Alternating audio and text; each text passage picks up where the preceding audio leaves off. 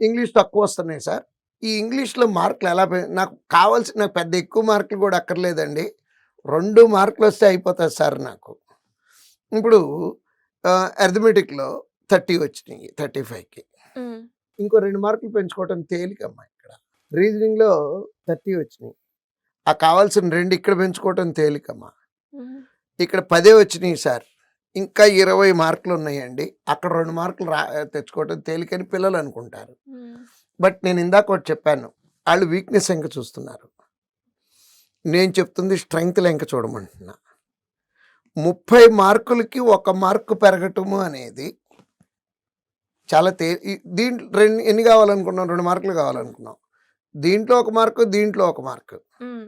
30కి 1 mark అంటే 3% అమ్మా అక్కడ మనం ఎక్స్‌పెక్ట్ చేసేది. అదే ఇందాక మనకు 10 మార్కులు వచ్చిన చోట 2 మార్కులు అంటే 20% ఎక్స్‌ట్రా కావాలమ్మా. నిజంగా ఈ సబ్జెక్ట్ మీద మనకి గ్రిప్పే ఉండుంటే మొదటిసారి రాసినప్పుడే వచ్చుండేయి. ఎన్నిసార్లు రాసినా రావట్లేదు అంటే నేను నెగెటివ్ మాట్లాడుతున్నాను అనుకోవద్దు.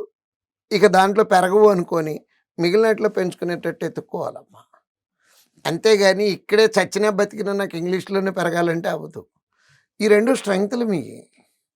స్ట్రెంగ్త్‌ని స్ట్రెంగ్తెన్ చేసుకోవాలి. ఇది ఓవరాల్ స్కోర్ తక్కువొచ్చేవాళ్ళమ్మా.